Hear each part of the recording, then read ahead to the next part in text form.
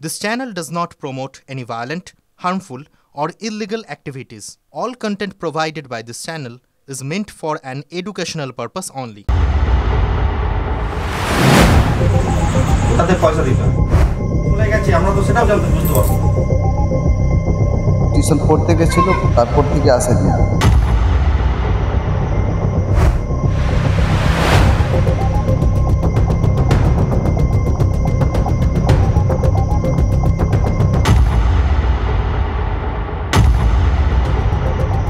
তিনটে অটোওয়ালার নাম, তিনটে ছেলের নাম বলল। পুলিশ কি করছে? প্রশাসনের প্রতি আমাদের বিশ্বাস আছে।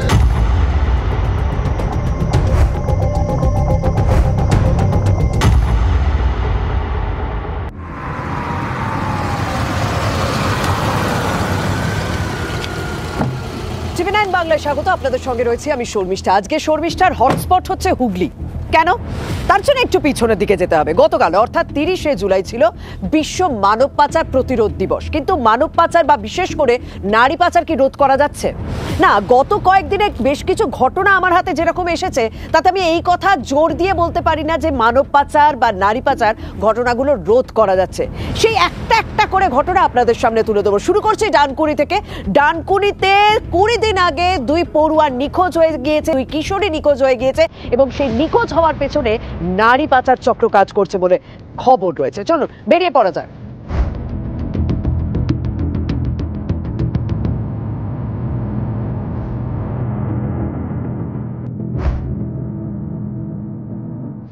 সাবধান, সোশ্যাল নেটওয়ার্কিং সাইটে কারোর সঙ্গে পরিচয় হলো, তারপর সেই ব্যক্তি আপনাকে কোথাও চলে যেতে বললো আর আপনি চলে গেলেন, এই ঘটনাটা কিন্তু ঘটাতে দেবেন না। তবে যে কোনো সময় একটা বিপদ হতে পারে। আমি অন্তত যে খবর পাচ্ছি, ডানকুনিতে 3 কিশোরী পড়তে যাওয়ার কথা ছিল টিউশনে, কিন্তু টিউশনে না গিয়ে মাত্র 100 মিটার দূরে টিউশনে যাওয়ার কথা ছিল, কিন্তু সেখানে না গিয়ে তারা ঘুরতে যায়। অনেকের সঙ্গে দেখা হয়, কিন্তু এক বান্ধবী ফিরে এসেছে, 2 বান্ধবী এখনো পর্যন্ত নিখোঁজ এবং কোথাও এর পেছনে কোনো একটা পাচার চক্র জড়িয়ে রয়েছে এবং কোথাও হুগলিটাকে পাচারের সেন্টার হিসেবে ব্যবহার করা হচ্ছে বলে অন্তত পুলিশের সূত্র মারফত এই খবরই পাওয়া যাচ্ছে। কিন্তু কেন বারবার এই কথা কেন বলছি? এর পেছনে একটা বিশেষ কারণ রয়েছে।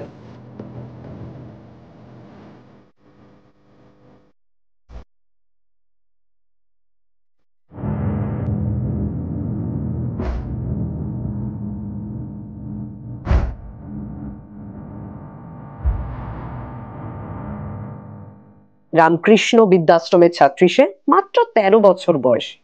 তার বাবা আমার সঙ্গে রয়েছেন। বাচ্চা মেয়ে, কতদিন ধরে নিখোঁজ? 20 দিন হলো। 20 দিন হলো। পুলিশ কি বলছে? খালি বলে তদন্ত করছি, কিন্তু কোনো খোঁজ পাচ্ছে না। খোঁজ পাচ্ছে না। মৌসুমীর মা আছেন? না, ওর যখন 1.5 বছর বয়স তখন ওর মা মারা যায়।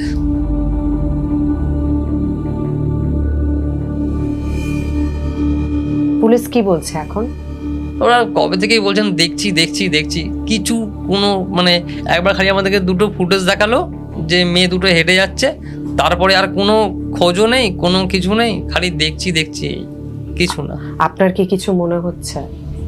আমাদের তো ডাউট ওই ছেলেগুলো যেটা নিয়ে গেছে ওই ছেলেগুলোই ওদেরকে মিসিং করে রেখেছে। 3 দিন পরেই ওদেরকে আবার ছেড়ে দেওয়া হলো। কোনো কিছু আমার যার জন্য মিসিং ডায়েরি করলাম, যেটা করলাম, মেয়েদের আমাদের ঘরে পেলাম না, কিন্তু ওরা আবার ছাড় পেয়ে গেল। ওদের পড়তে যাওয়ার কথা ছিল, কিন্তু সেদিন হয়তো পড়তে যায়নি ওরা। হ্যাঁ, না পড়তে যায়নি। 3 জন মেয়ে একসঙ্গে বেরিয়েছিল। ওরা 3 জন টোটোওয়ালার সঙ্গে পাশ থেকে টোটো করে উঠে কলাছড়ায় গেছে। কলাছড়ায় একটা মেয়ে নেমে গেছে, সে বাড়ি পৌঁছে গেছে। ওদের টিউশনের ডিস্টেন্সটা কত? এখান থেকে 100 মিটারের মধ্যে নাকি? হ্যাঁ, এখান থেকে রত্নটা এখান থেকে খুব কাছেই আর কি। খুব কাছেই। আর গিয়েছিল কি অনেকটা দূরে? হ্যাঁ, গেছিল অনেকটা দূরে, কলাছড়ায়। প্রায় 3 কিলোমিটার হবে। তার বেশি হবে। সব থেকে বেশি যে যিনি সময় কাটিয়েছেন মৌসুমীর সঙ্গে নিখোঁজ হওয়ার আগে পর্যন্ত, ঠাকুমা, কোনোদিনও কিছু মনে হয়েছিল যে কোথাও চলে যেতে পারে? কিচ্ছু নেই। বাচ্চা মেয়ে তো 13 বছর হয়নি। সেটাই ছবি দেখলাম, বাচ্চা মেয়ে একেবারে 12 বছর হয়ে 3 মাসে পড়েছে মাত্র। আমার মুখ ফেটে যাচ্ছে যে ও চলে গেছে ওর থেকে। না আমি ঘুমাতে পারছি, না আমি খেতে পারছি, খালি ওর মুখটা ভাসছে। স্বাভাবিক ঠাকুমা এই মুহূর্তে চাইছেন যে পুলিশ একটু দ্রুততার সঙ্গে ব্যবস্থা নিক এবং মৌসুমী খুব তাড়াতাড়ি বাড়ি ফিরে আসুক। কিন্তু মৌসুমী পরিবারের সঙ্গে কথা হলো, আরো একজন যে নিখোঁজ রয়েছে সোনিয়া, তার বাড়িতে যাব।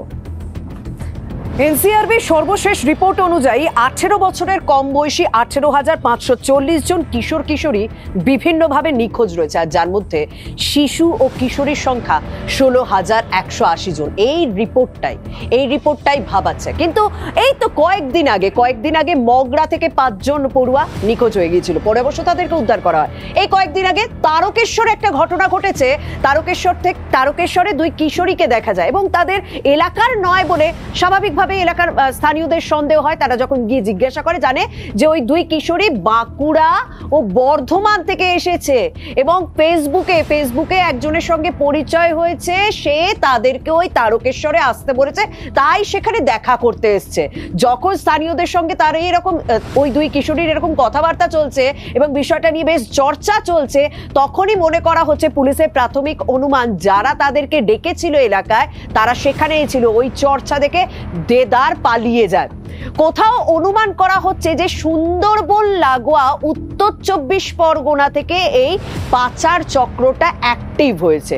আর হুগলিকে কেন তারা বেছে নিচ্ছে?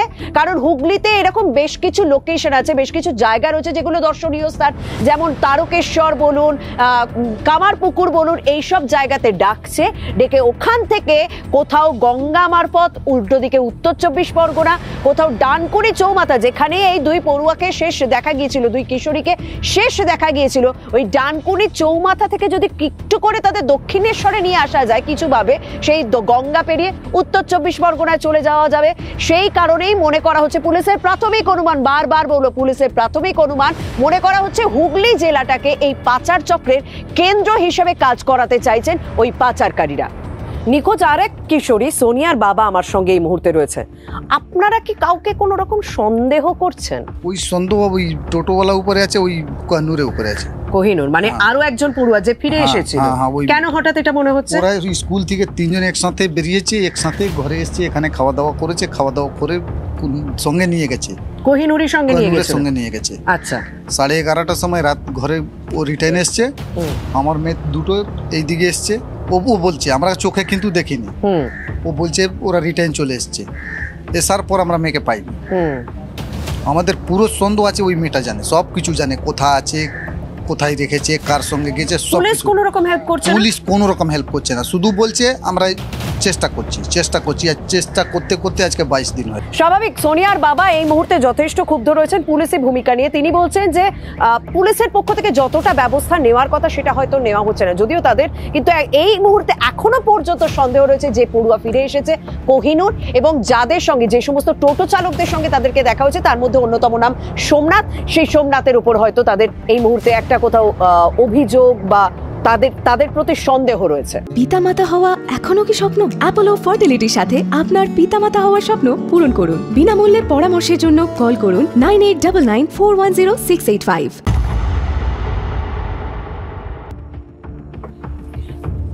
এটাই হচ্ছে সেই জায়গা যেখান থেকে 2 পড়ুয়াকে, 2 কিশোরীকে নিয়ে যাওয়া হয়েছিল টোটোয় করে, আবার ঠিক এখানেই ছেড়ে দেওয়া হয়েছে। বলা হচ্ছে যে এখানেই তারা টিউশনি পড়তে আসে, প্রায় প্রত্যেক দিনই পড়তে আসে। আর আমার এই জায়গাটা ঘুরে যেটুকুনি মনে হচ্ছে যে এলাকাটা যথেষ্ট জমজমাট। দুপুর 3টে থেকে 3:30 নাগাদ টোটোয় তারা এখান থেকে ওঠে, টিউশনি না গিয়ে তারা কলাছড়া বলে একটা জায়গায় যায়, চণ্ডীতলার কলাছড়া এলাকায়, যেটা এখান থেকে প্রায় 3 থেকে 4 কিলোমিটার দূরে এবং পুরো মেন রাস্তা, হাইওয়ে ঠিক পাশেই এই জায়গাটা। এবং বলা হচ্ছে টোটো চালক যাকে আটক করা হয়েছে, যাদের উপর প্রাথমিকভাবে সন্দেহ ছিল, সেই টোটো চালক সোমনাথ, সে কিন্তু জানিয়েছে যে সন্ধে 7টা থেকে 7:30টার মধ্যে আবার এখানে ওই 2 কিশোরীকে তারা ছেড়ে দিয়ে যায়। তারপর তারা দুজনে কোথায় গিয়েছে তার কোনো রকম তথ্য সেই টোটো চালকরা দিতে পারবেন না। এই জায়গাটাতেই প্রশ্ন উঠছে, যাদের উপর মূলত সন্দেহ। মানে আমি যদি ঘটনাটা একটুখানি আপনাদের পরিষ্কার করে বলি, আমার কাছে যেটুকুনি তথ্য এলো যে 3 কিশোরী বেরোলো, তারা কলাছড়া গেল, এক কিশোরী তার বন্ধুর সঙ্গে কলাছড়া থেকে ফিরেছে, যে কারণে সে বাড়ি পৌঁছতে পেরেছে। আর যে দুই নিখোঁজ কিশোরী তারাই যে টোটোতে গেছিল সেই টোটোতেই আসে এবং তাদের খোঁজ টোটো থেকে নামার পর নাকি পাওয়া যাচ্ছে না, যদি টোটো চালক সোমনাথের বক্তব্য মেনে নেওয়া হয়। এই জায়গাটাতেই কোথাও একটা মিসিং লিংক রয়েছে, যে সত্যি কি সোমনাথ বা টোটো চালক কিছু জানে না, না কিছু লুকিয়ে যাওয়ার চেষ্টা করছে। আমি জানতে চাই ওদের দুজনকে তুমি লাস্ট কোথায় ছেড়েছো? আমি লাস্ট ছেড়েছিলাম তোমার শনি মন্দির ওখানে একটা পোল আছে না, হ্যাঁ, পোলটা পার করে ছেড়ে দিতে। আচ্ছা, তোমার অটোতে কতজন ছিল? আমার অটোতে 5 জন। 5 জন। তুমি ছাড়া আর বাকি দুই ছেলে কে ছিল? আমার বন্ধু ছিল। তার নাম কি? একজনের নাম সোমনাথ মাঝি, একজনের নাম রাকেশ। তো মানে যারা হারিয়ে গেছে তাদের সঙ্গে তোমার পরিচয় রয়েছে? আগে পরিচয় ছিল? বলছি আপনি আমাকে পরে কল করুন, কারণ আমি গাড়ি চালাচ্ছি। আমি বুঝতে পারছি গাড়ি চালানো যাবে না, আমি এখন গাড়ি চালাচ্ছি, আপনি রাখুন, পরে কল করবেন। আচ্ছা, এমনিতে আমার শরীরটা খারাপ আছে।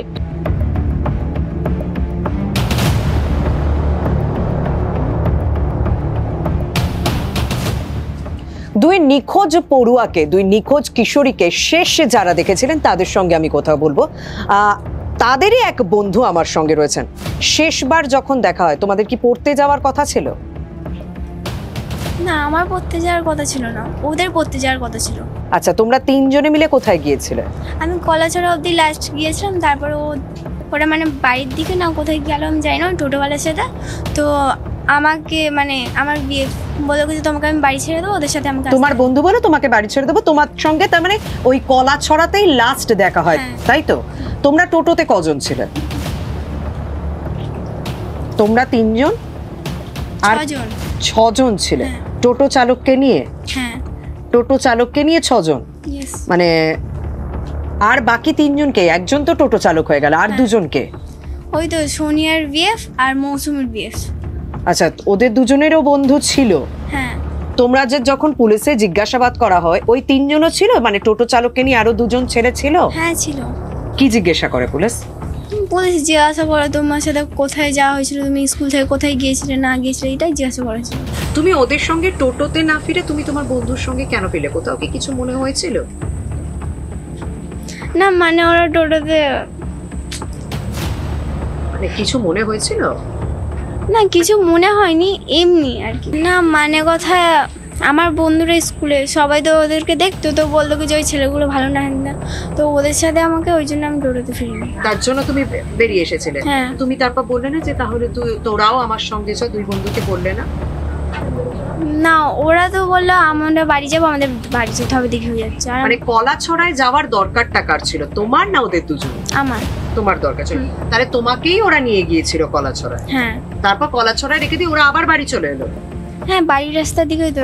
মানে বললো যে আমরা বাড়ি যাবো। পুরো বিষয়টাই তদন্ত করে দেখার কথা পুলিশের, কিন্তু আমি সবার সঙ্গে যখন কথা বলছি কোথাও তো কিছু একটা মিস রয়েছে বলে আমার মনে হচ্ছে, কারণ একজনের এক রকম বক্তব্য। দ্বিতীয়বার প্রশ্ন করলে সেই আগের উত্তরটাই আবার রিপিট পাওয়া যাচ্ছে না, কোথাও একটা কনফিউশন রয়েছে। এই কনফিউশন, যে জায়গাগুলো প্রশ্ন রয়েছে, মিসিং লিঙ্ক রয়েছে, সেগুলো পুলিশ কি সঠিকভাবে জোগাড় করছে?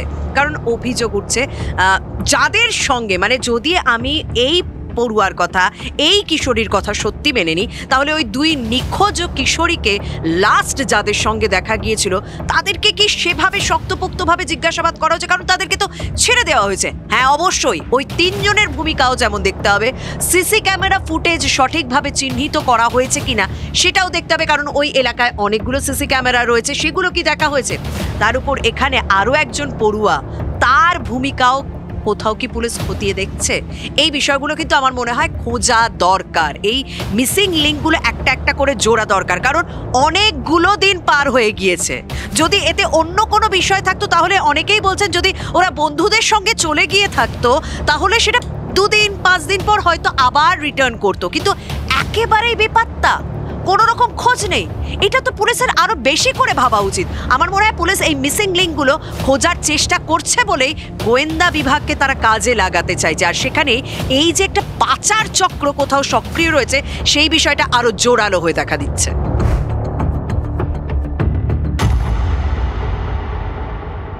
ডানকুনি হাউসিং এর চৌমাথায় আমি পৌঁছে গিয়েছি। এখানেই সেই টোটো স্ট্যান্ড, যে টোটো স্ট্যান্ড থেকে টোটো গিয়েছিল এবং যেখানকার স্ট্যান্ডে টোটো চালকের ভূমিকা নিয়ে প্রশ্ন উঠছে, যাদেরকেই ইতিমধ্যে পুলিশে ছেড়ে দিয়েছে।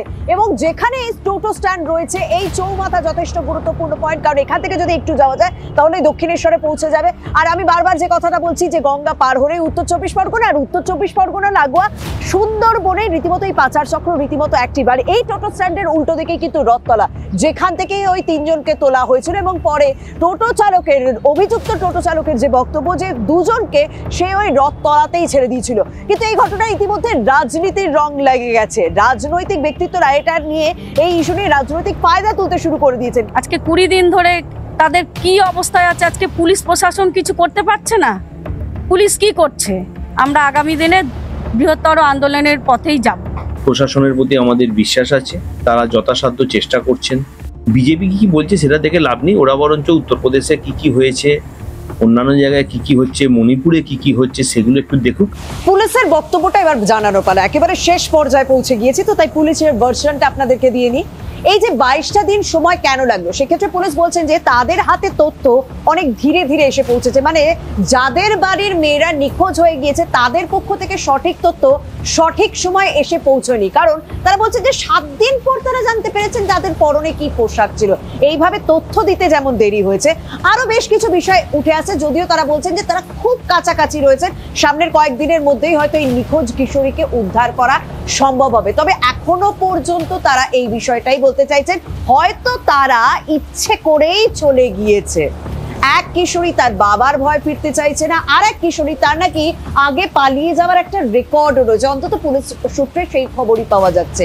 এবং যদিও একটা কথা বলে দিতে চাই বারবার, যে যতক্ষণ না এই দুজনকে উদ্ধার করা যাচ্ছে, যতক্ষণ না পুরো বিষয়টি জানা যাচ্ছে, পুরোপুরি ঘটনাটা সাজানো সম্ভব হচ্ছে না, তবে পুলিশের প্রাথমিক অনুমান তারা সামনের কয়েকদিনের মধ্যে এই দুজনকে উদ্ধার করতে পারবেন। আমি শেষ করব যে কথাটা বলে, যে যখনই কারোর সঙ্গে পরিচয়, যেটা সামনাসামনি হতে পারে, সোশ্যাল নেটওয়ার্কিং সাইটে হতে পারে, কারোর উপর পুরোপুরি বিশ্বাস না করে তার কথা মতো অন্য কোথাও যেন কেউ না চলে যায়। যখনই কেউ কোথাও যাবে, আমি কিশোরীদের উদ্দেশ্যে বলবো বা কিশোরদের উদ্দেশ্যে বলবো, বাড়ির লোককে যেন অবশ্যই জানিয়ে যাওয়া হয়। এই বার্তা দিয়েই আজকে আমি শেষ করতে চাই, এবং প্রত্যেকের সাবধানতা নিজের কাছে, প্রত্যেকের সতর্কতা নিজের কাছে। আজ এখানেই শেষ করছি, আর অন্যান্য খবরের জন্য নজর রাখুন TV9 বাংলায়।